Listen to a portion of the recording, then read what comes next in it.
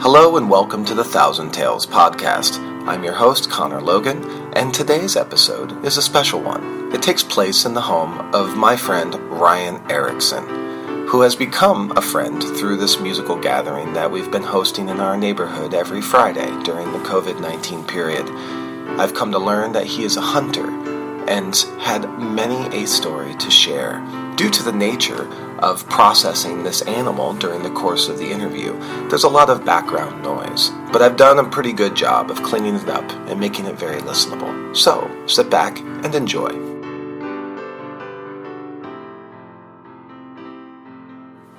It's funny because I listen to a lot of podcasts, but I tend to be, I never watch the video of them.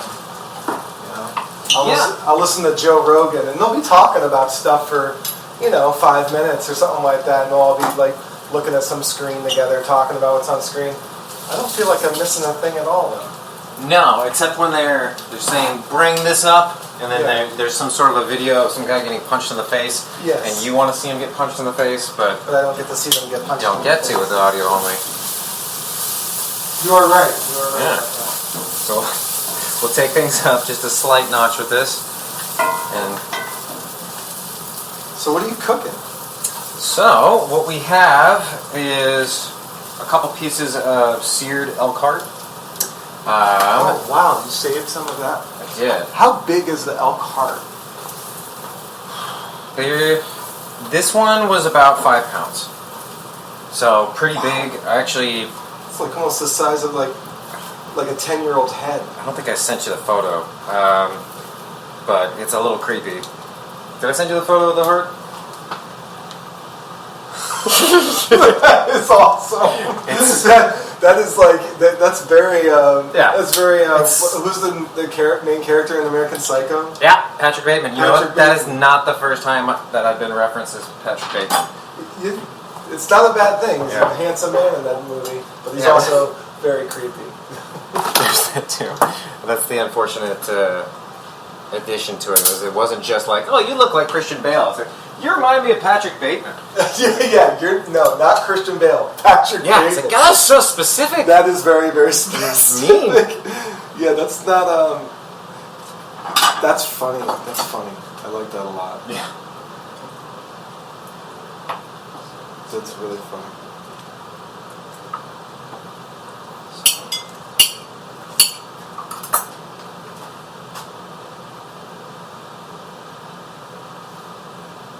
We'll just do a little mixy match here for you. Oh my goodness. Basically, it's almost like a seared ahi in its texture. But it's something that people don't eat often. Like a lot of guys leave this in the field. Really? Mm-hmm. Because I know I've. Oh my goodness. And you could basically eat it raw. And in fact, we'll do like a citrus, so we'll sear it like that, so just the outside gets a little bit of a salt crust, and then we'll throw some, perfect. Throw some avocado, throw some lemon on it, throw some cilantro in there, and make just like a little not quite a ceviche, but close. But it's pretty surprising because a lot of people do not eat it. They kind of missing out. That's delicious. A lot of people just cut basically the steaks loose and then wander off, and they leave a lot of the legs, they leave the neck, they leave the rib meat. There's a real kind of shame there that. Is there a term for that kind of hunter? I don't know. Well, I haven't been doing it long enough to know the terms. You just know that this is the way some people do it, and most people will take this and then you're like, well, I'm not going to do anything with a big cut, and I don't really want to deal with all the pain in the ass of it, so they'll just give it to a butcher somewhere, and he'll grind it all to bits. Wow. And it's a lot of burger, and the burger's delicious, so it's worth it, and it's not a negative that they do it that way necessarily, but it seems kind of a waste, and if they leave this out there in general, that's a tragedy, because this is all. Like the front leg is a little tougher, that's something that goes into the burger a lot, but every single bit on this back leg is not only edible, but edible at that level, like a near rare kind of consistency, and just awesome. Yeah. Wow. And something that's kind of goofy for American taste buds, but if you're European, if you're talking to Swedish or German people, the way that the wild pigs taste, the way the deer taste, that's the kind of texture and complexity of flavor that they're after.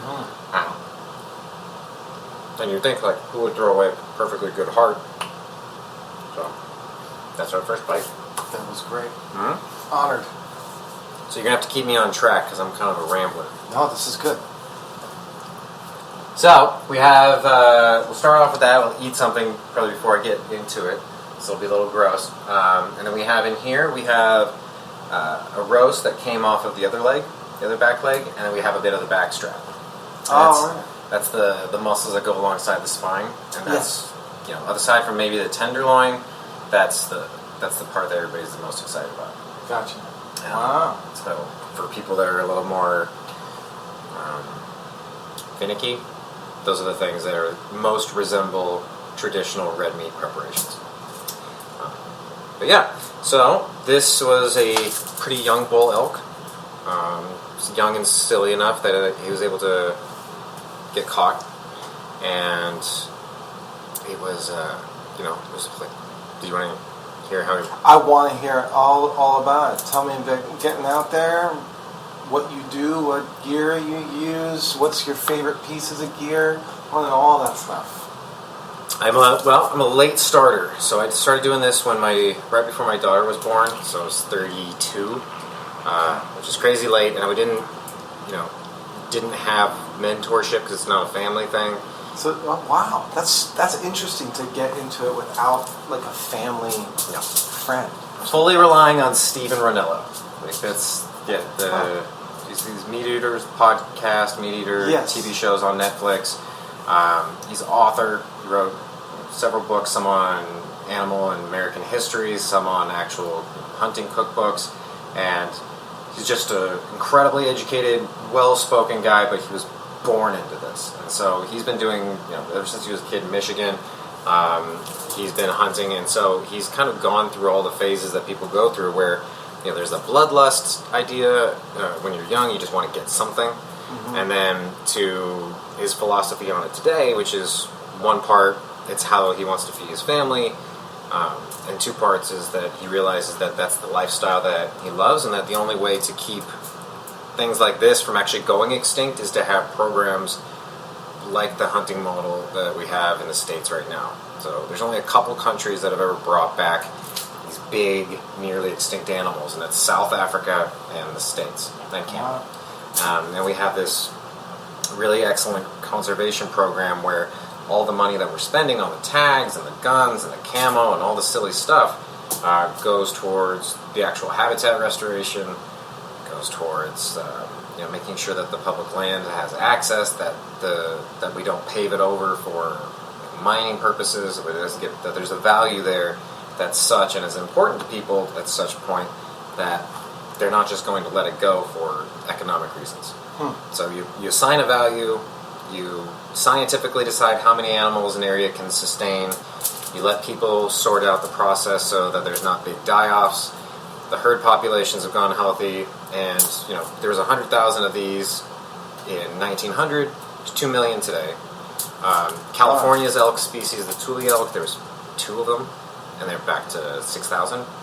There's 2 of them? They found them. They found a breeding pair in my goodness, in Northern California, and through real specialized conservation management, they've been moving elk herds all over. So my very first animal I shot was a cow elk in Central California on this ranch where the family, they own 40,000 acres, and it's just this massive property. You can't get to the end of it walking. It's just miles and miles, and they just keep transplanting herds down here, and sometimes they leave and go to other areas. But it's put in the San Luis Obispo area, something like 300 of them.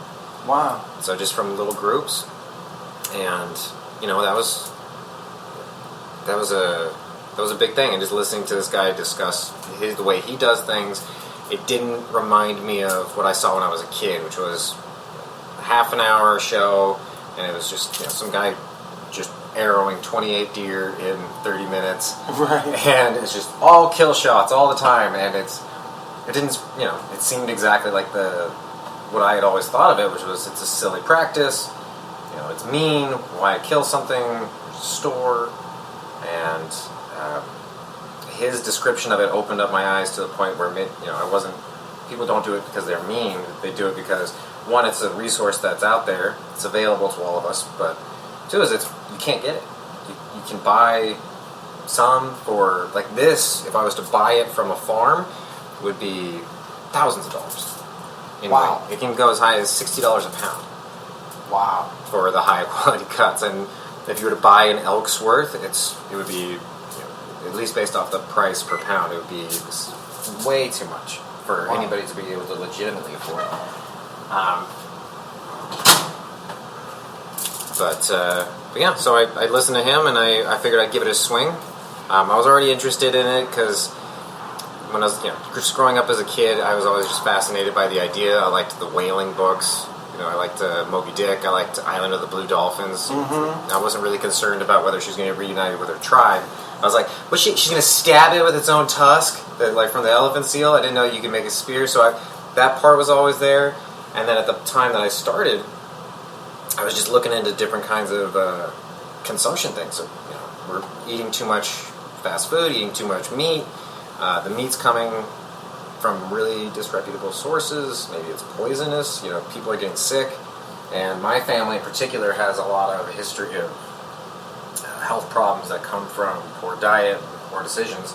So for me, I was probably very susceptible towards any number of dietary things. Like I could have gone vegetarian or vegan, I guess, but I really liked the meat.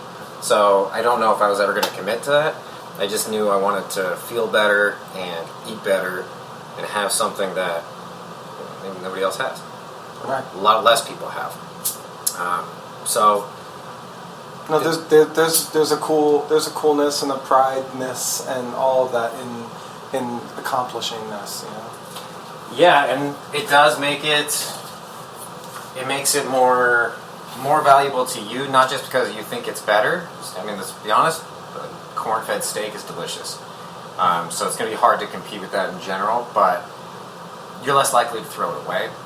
You remember, you're eating it, you remember everything about it, you remember the moment, you remember the place, you remember where it lived, you remember where it fell, the ground that was there, the dust, the sage.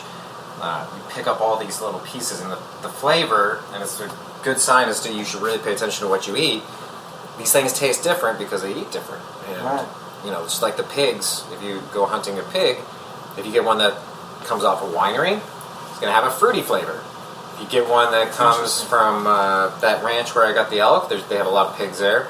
They eat only acorns. So we had a pig roast last night, made Cuban sandwiches with it. Oh, man. Still get to eat the food that I like to eat, but it's just coming, maybe I'm just replacing that one ingredient and making that a little bit better. And then take the vegetables, make them organic, and just take away the little pesticides and poisons and antibiotics and things that are part of the food service that's required to feed, a third of a billion people, and replace a couple ingredients with something that you just know is actually clean.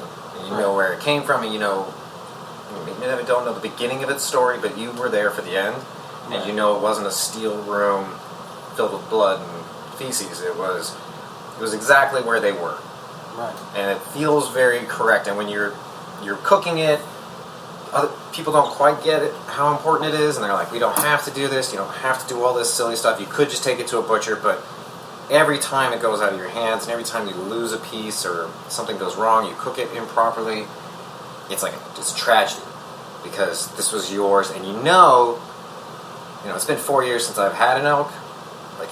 I can't go get this. It's really hard. Right. I struggled. I've paid people to take me into the mountains, and I've gone on 10-day trips and never drew my bow back. So it's one of those things where the value is as much.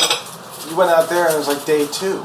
Yeah. Yeah. Yeah, it was about as... That's amazing. As easy as it gets, But all day, I'd been fooled. Like, I spent all day trying to get a cow elk that was in this river